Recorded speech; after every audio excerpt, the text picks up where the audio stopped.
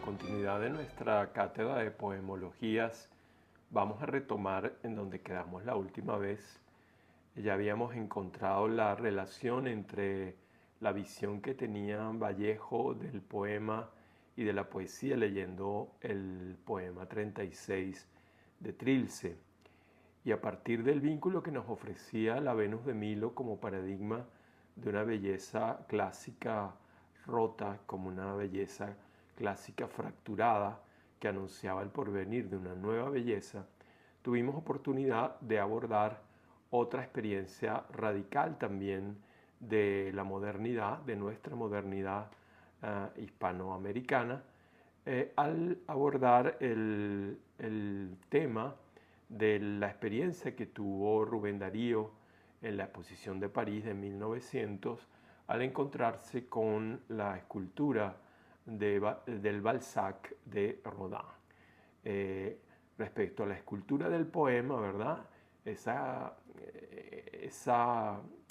abordaje a esa doble visión de lo poético a través del paradigma de una escultura, la escultura de la Venus como lo clásico roto, lo clásico fracturado, lo clásico que anuncia una belleza de lo inconcluso, de lo inestable, de lo incompleto.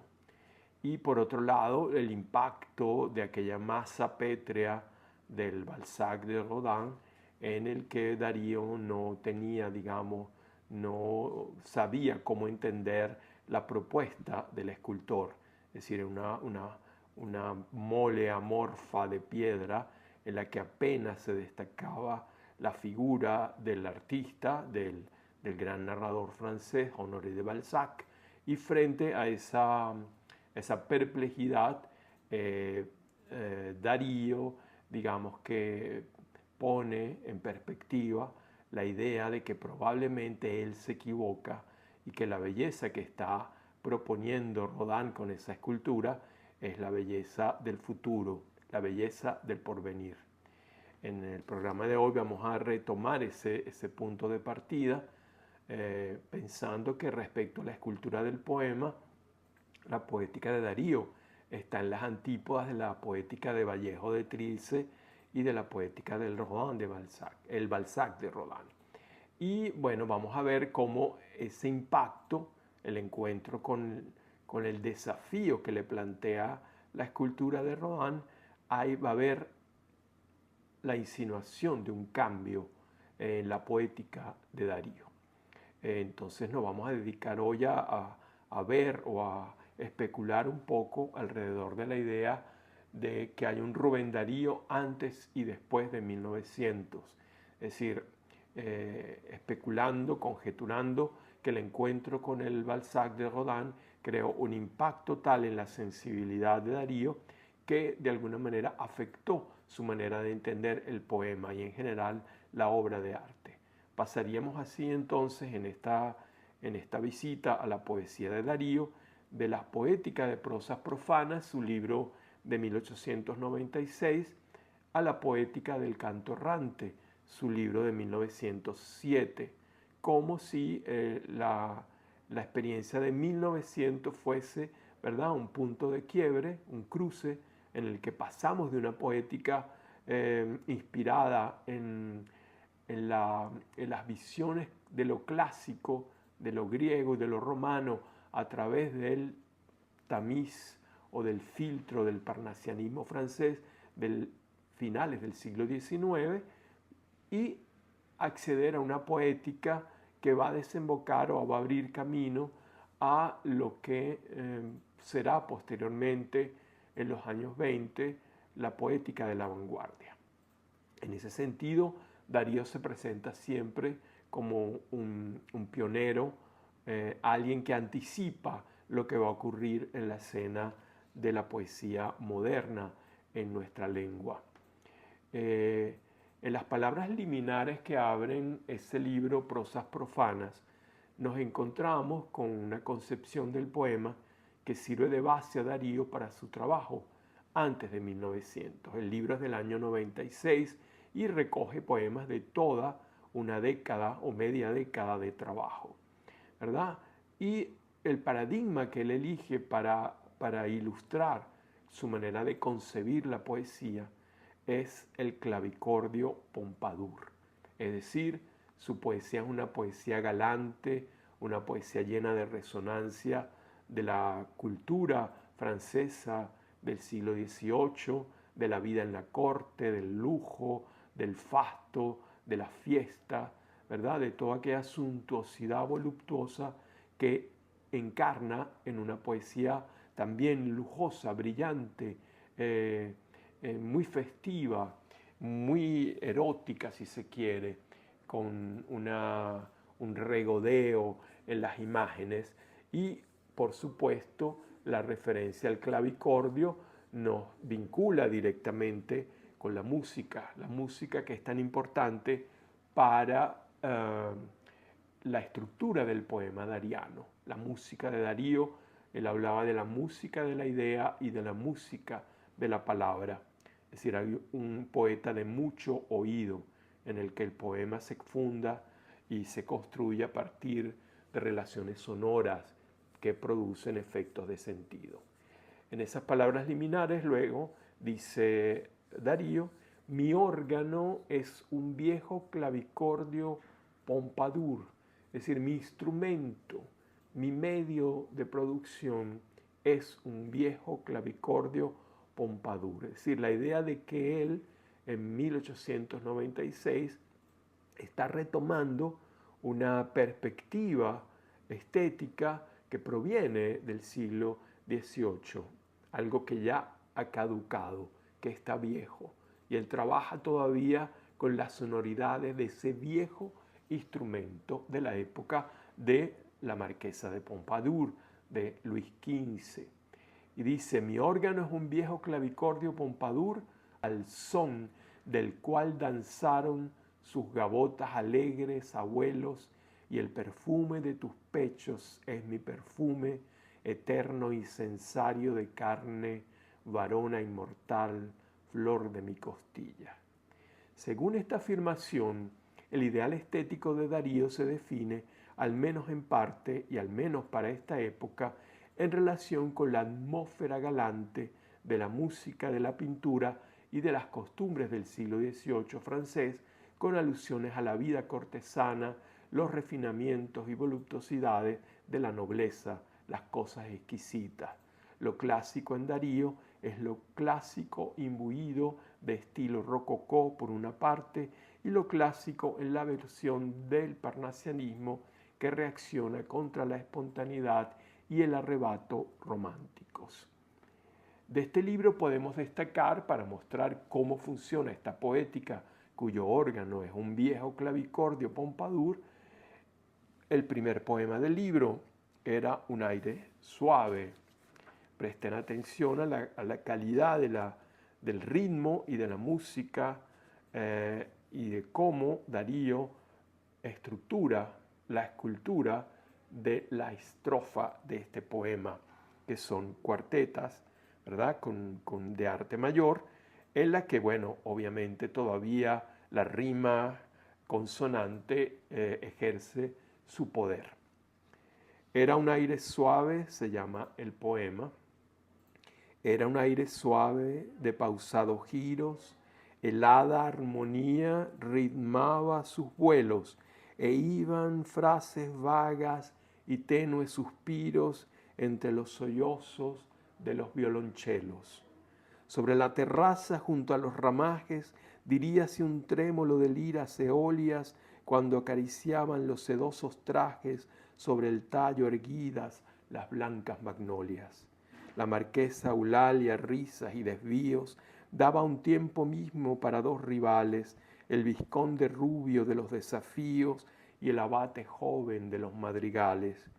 Cerca, coronado con hojas de viña, reía en sus máscaras término barbudo, y como un efebo que fuese una niña, mostraba una diana su mármol desnudo. Y bajo un boscaje del amor palestra, sobre rico zócalo al modo de Jonia, con un candelabro prendido en la diestra, volaba el mercurio de Juan de Boloña.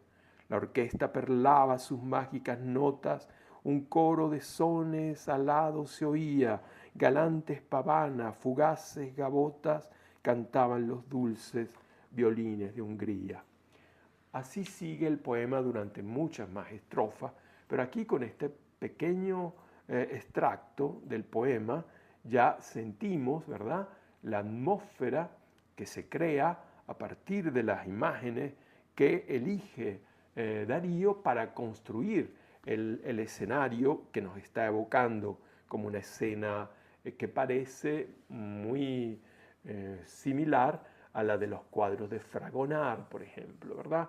Esa pintura cortesana en la que se registran las grandes fiestas, las grandes ceremonias de la corte, la belleza de las damas, la galantería de los caballeros, los bailes, esa referencia a las danzas del momento, las gavotas, las gigas, las pavanas, etc. Es decir, hay una pintura. El poema pinta, ¿verdad?, a través de las imágenes un cuadro que podría ser equivalente a los cuadros de Fragonard o de Watteau o de Boucher, ¿verdad? Esa pintura también muy edulcorada, una pintura muy refinada, donde la piel de las mujeres parece porcelana, donde los árboles parecen más que árboles, filigranas compuestas con elementos exquisitos como pedrerías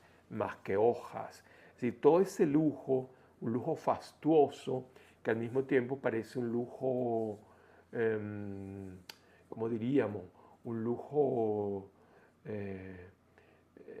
inútil, como un gasto, un derroche, ¿verdad?, de aquella vida, ¿verdad?, un poco indiferente a las tragedias de la historia real, como si viviesen estos personajes en un mundo cerrado, dentro de un orden ideal, fabuloso, que desconoce los horrores de la vida exterior. Un poco la poesía de esta época de Darío es una poesía del lujo, la decoración, la belleza, en lo que lo sonoro es lo más importante, que no hay en primera instancia ninguna preocupación de tipo político, ninguna preocupación de tipo existencial, sino más bien este canto celebratorio de una vida placentera, de una vida llena de elementos graciosos, de elementos incluso gozosos.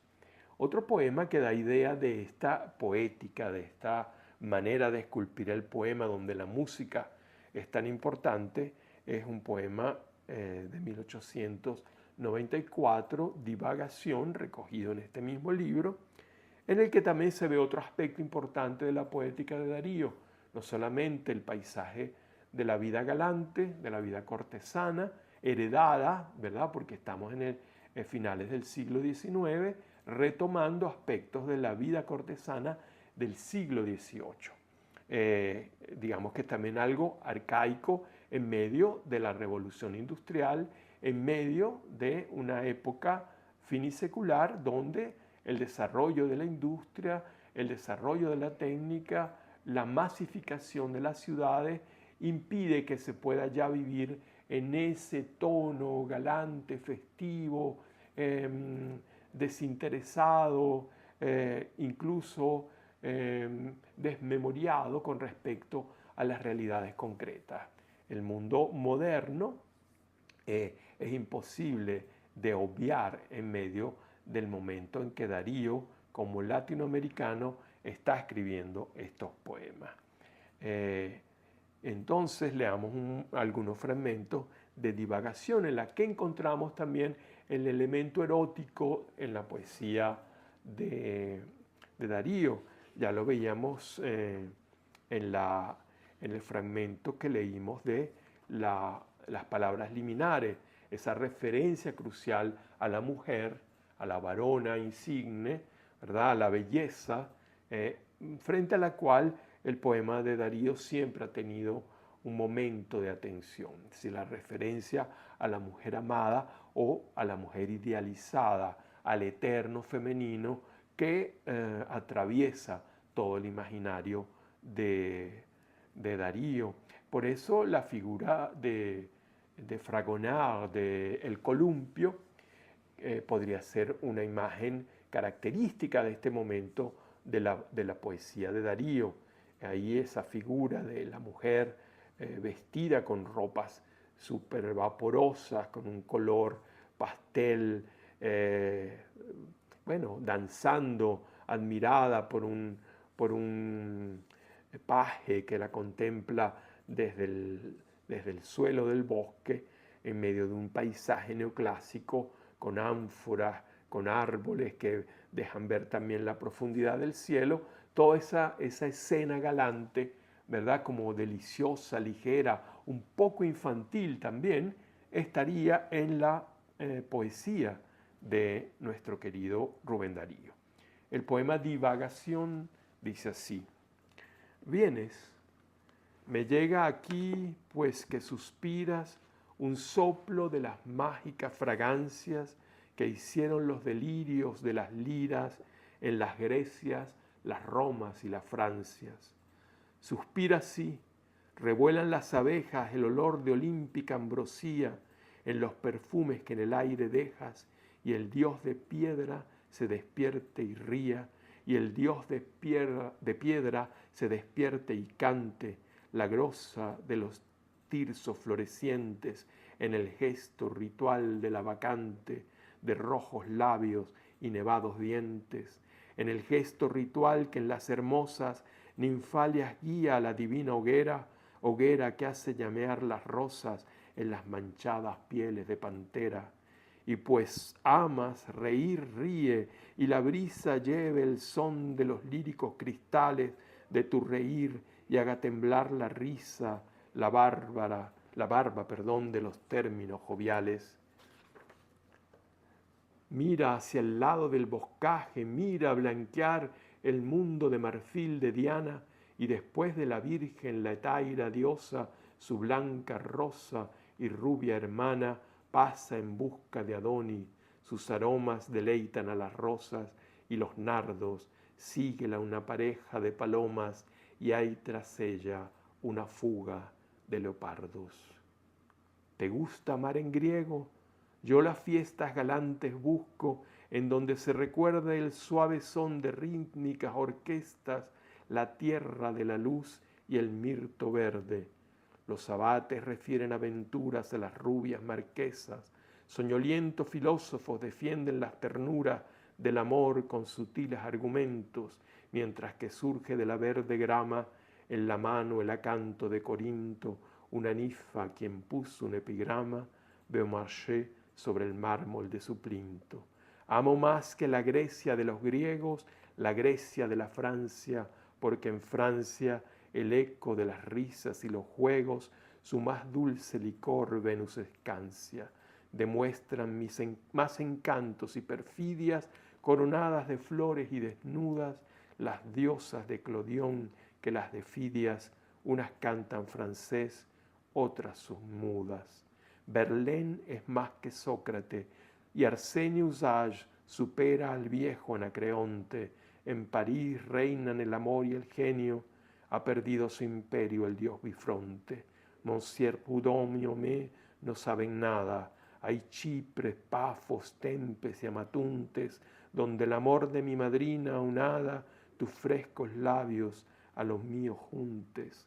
Sones de bandolín, el rojo vino, conduce un paje rojo, amas los sones del bandolín y un amor florentino, serás la reina en los decamerones. Un coro de poetas y pintores cuentan historias picantes con maligna sonrisa alegre aprueban los señores, Clelia enrojece, una dueña se signa.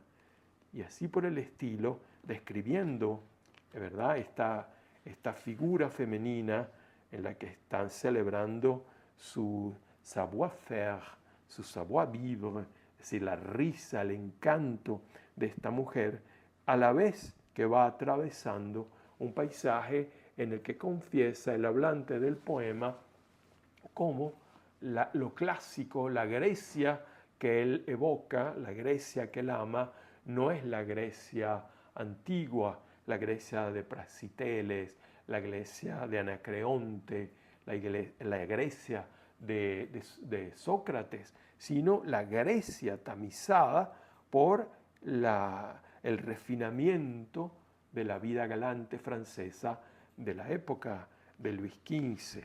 Entonces allí hay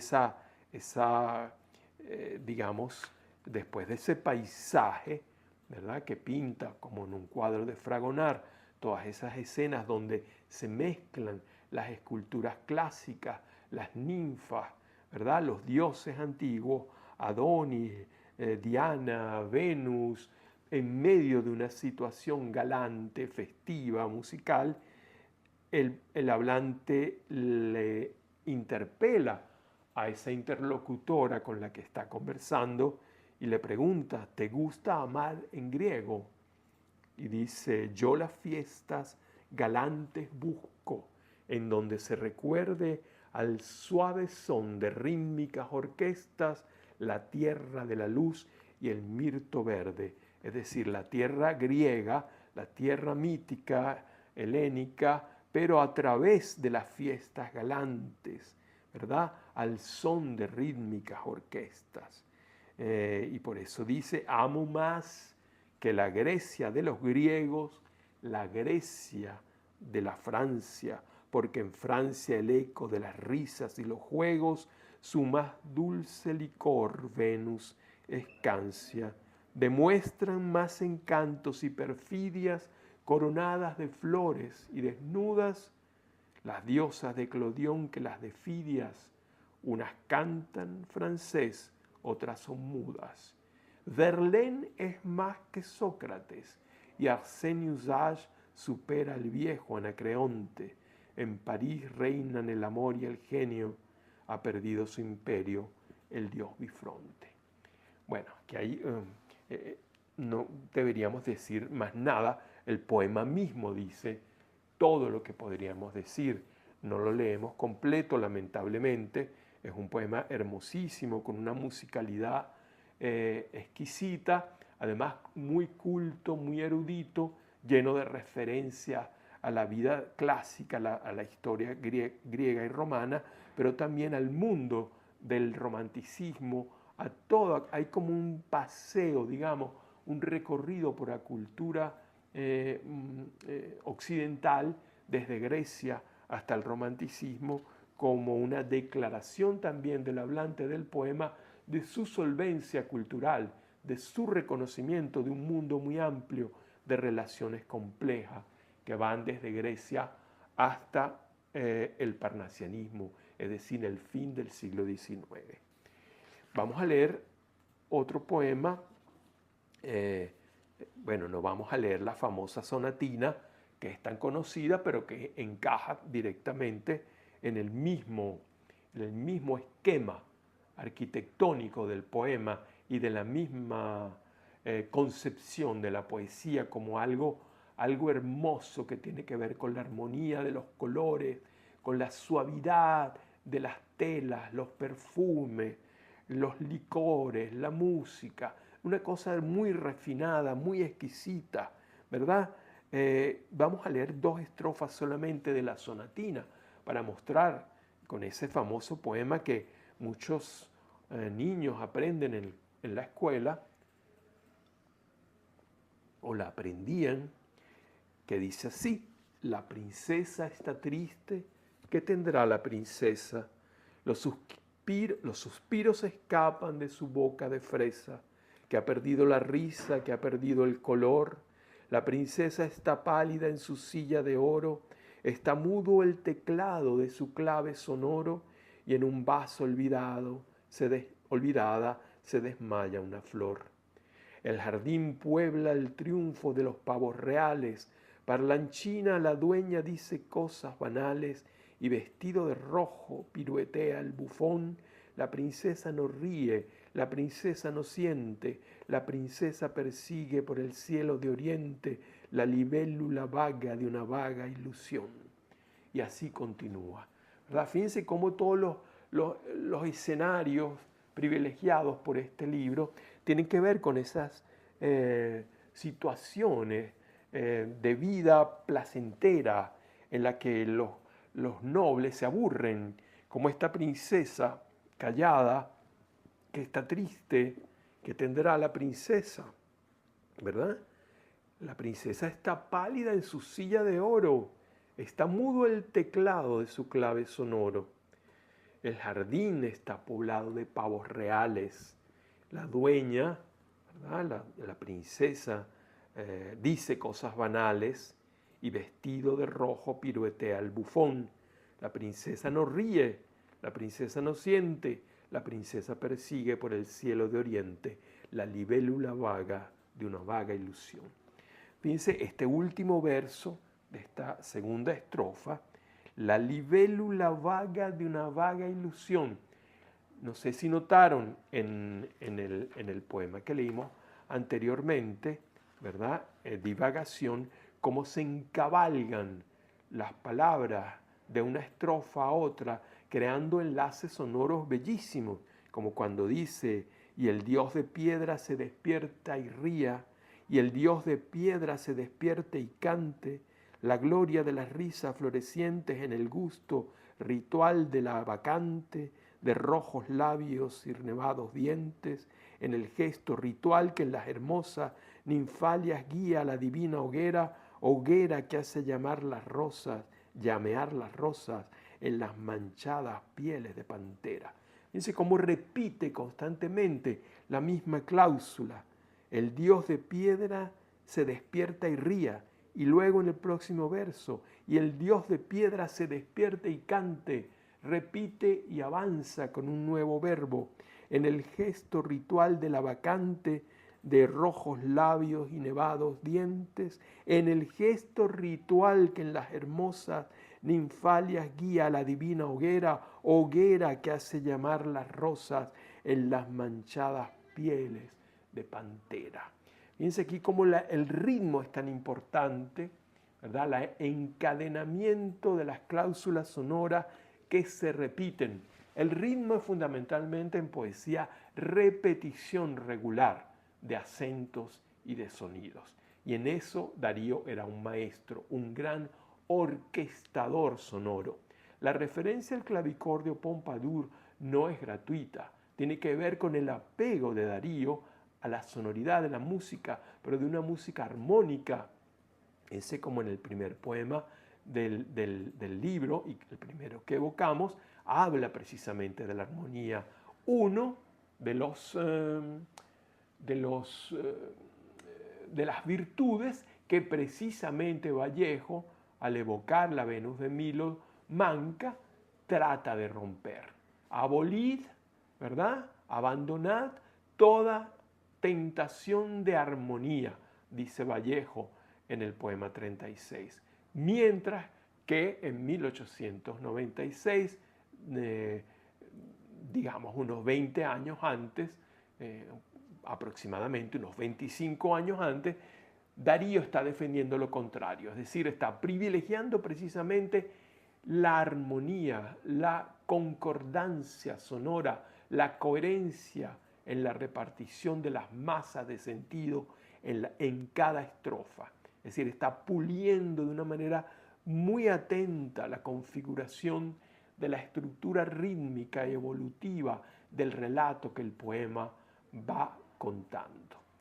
En Sinfonía en Gris Mayor, otro poema de este libro, podemos encontrar de nuevo ese amor por la música, ese exquisito oído de Darío para encadenar los versos y provocar en el oído del lector una fascinación hipnótica, como cuando escuchamos el rumor de una letanía, ¿verdad? Cuando se repite una misma cláusula en una enumeración armónica, bellamente sonora.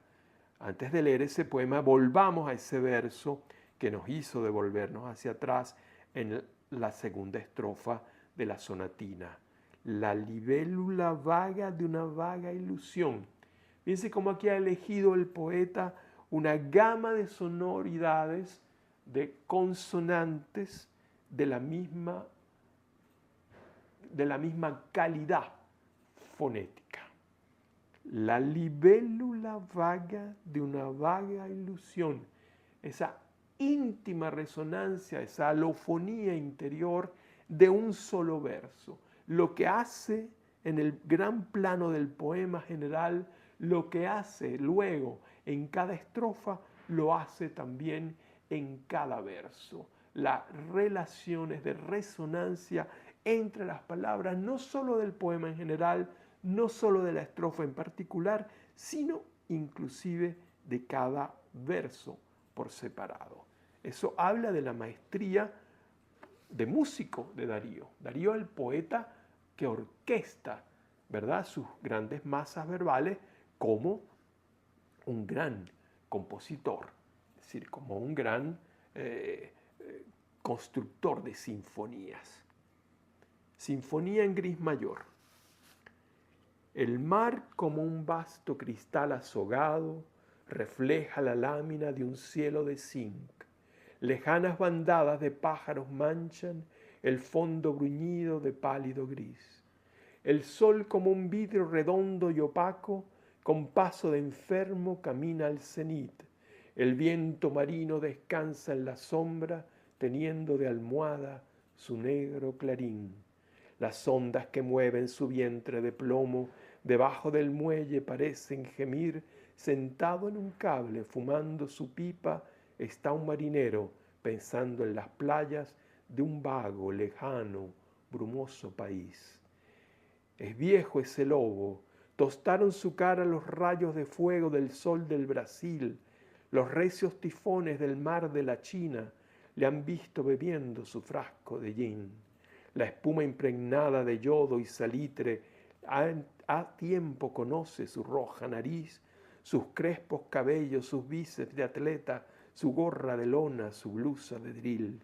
En medio del humo que forma el tabaco, ve el viejo el lejano, brumoso país, a donde una tarde caliente y dorada, rendidas las velas, partió el bergantín. La siesta del trópico, el lobo se aduerme, ya todo lo envuelve la gama del gris. Parece que un suave y enorme fumino del curvo horizonte borrara el confín. La siesta del trópico, la vieja cigarra, ensaya su ronca guitarra senil y el grillo preludia en un solo monótono en la única cuerda que está en su violín. Fíjense, la perfección de esta composición a nivel del relato que está evocando, ¿verdad?, la historia que está evocando de este marinero, de esa evocación del país exótico, de los países exóticos a los que ha viajado, y esa relación constante de correspondencia y sinestesias entre la atmósfera del paisaje y los colores que elige el poeta para describirlos. Es decir, como hay una concordancia y una coherencia en la expresión de una visión de el paisaje y la música con la que se canta. Eso nos hace pensar que Darío no es solo un gran músico, un hombre de mucho oído, con una gran capacidad, un gran don de establecer correspondencias y equilibrios sonoros y rítmicos, sino que también es un gran pintor. Darío es un gran pintor en el sentido de que es capaz de producir la sensación de la visión de lo que está evocando a través de una elección meticulosa de los adjetivos con los que ilustra lo que está narrando, ¿verdad?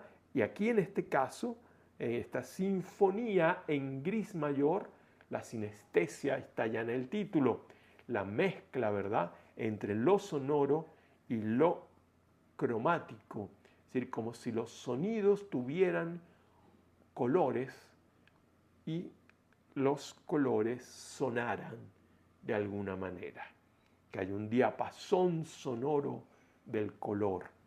Entonces, esta sinfonía integra las dos cosas, la capacidad musical la capacidad de la armonía y de la concordancia sonora con la potencia descriptiva, la potencia de la éfrasis, que es capaz de darnos la idea mediante las palabras de un rostro, de un paisaje, de una situación vital, existencial.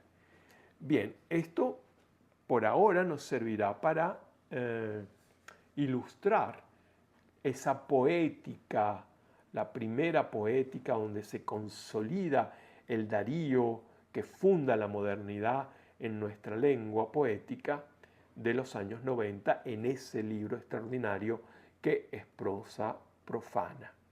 Vamos a terminar esta revisión de este primer libro leyendo un poema mucho más sintético fechado en 1899, es decir, un poema que está en el borde, en el límite de ese momento que especulamos y conjeturamos que ha provocado un cambio en la poética de Darío.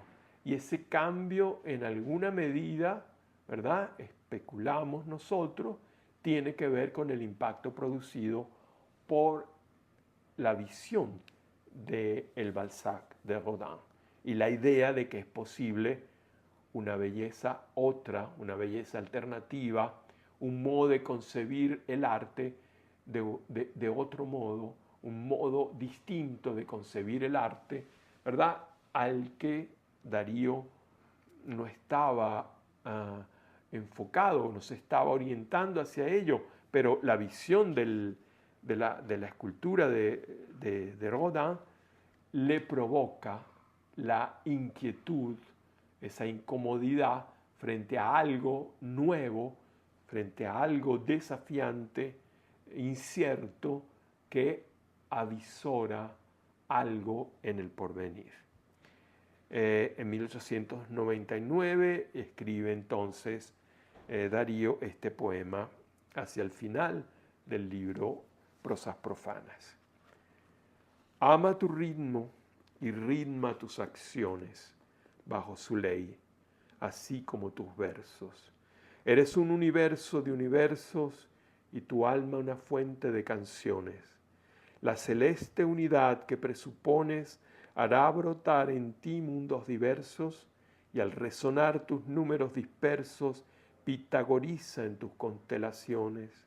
Escucha la retórica divina del pájaro del aire y la nocturna irradiación geométrica divina, mata la indiferencia taciturna y engarza perla y perla cristalina en donde la verdad vuelca su urna. Fíjense que este es un clásico soneto, es decir, todavía Darío es deudor de una forma clásica,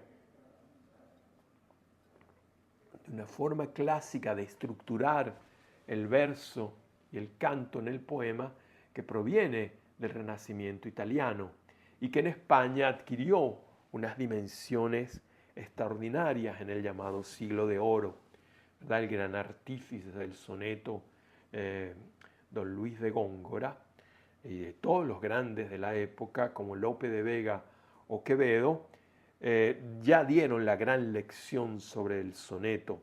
Es muy difícil escribir soneto a la altura de los sonetos gongorinos, pero sin embargo, buena parte de la poesía moderna recupera en español la estructura del soneto como forma paradigmática del poema. Y la sola palabra soneto, que tiene que ver con la idea de suonare, de sonido, es también ilustrativa de esa confluencia de la poesía con la música.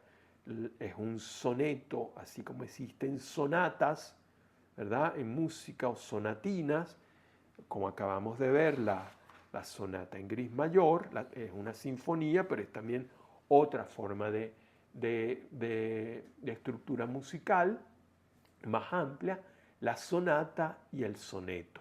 El soneto como un paradigma de la estructura armónica del poema, con su coherencia, su unidad y su relación con la totalidad cósmica del universo. Este es también una poética, ¿verdad? Es decir, esta es una conversación del poeta consigo mismo. Dice, ama tu ritmo y ritma tus acciones bajo su ley. Es decir, no solamente el arte, sino tu vida, ¿verdad? No solamente el poema, vigila el ritmo de tu poema, sino vigila también el ritmo de tu vida, así como tus versos. Ama tu ritmo y ritma tus acciones bajo la ley, es decir, bajo la ley del ritmo, así como vigilas que el ritmo domine sobre tus versos. Vive una vida rítmica, una vida ritmada, porque eres un universo de universos y tu alma una fuente de canciones. Se lo dice a sí mismo como poeta, pero también como hombre. La celeste unidad que presupones hará brotar en ti mundos diversos, y al resonar tus números dispersos, pitagoriza en tus constelaciones. Al resonar tus números dispersos, hacer que resuenen, pitagorizar, ¿verdad? Organizar matemáticamente en constelaciones, en órdenes, ¿verdad? Relacionales, esos números dispersos, cantidades sonoras organizadas en constelaciones. Escucha la retórica divina del pájaro del aire y la nocturna irradiación geométrica divina, ¿verdad? Está atento al ritmo de lo creado, a la cosmología del universo. Mata la indiferencia taciturna, es decir, mata la indiferencia del que no atiende el espectáculo del mundo, ¿verdad? El que pasa desapercibido por la existencia y engarza perla y perla cristalina, es decir, cómo compone el collar del poema engarzando cada palabra, cada verso, hasta lograr el conjunto, en donde la verdad al final vuelca su urna. Belleza y verdad como dos paradigmas de la acción poética, pero no solamente de la acción poética, sino de la vida vivida poéticamente. En esta dirección de reflexiones vamos a continuar leyendo a Darío en nuestra próxima cátedra, avanzando hacia ese momento posterior a 1900 en el que en el Canto Errante, su siguiente libro importante, vamos a encontrar ya atisbos de lo que sería una nueva concepción del poema y una apertura de la poética de Darío hacia otros ámbitos de la dicción y de la composición.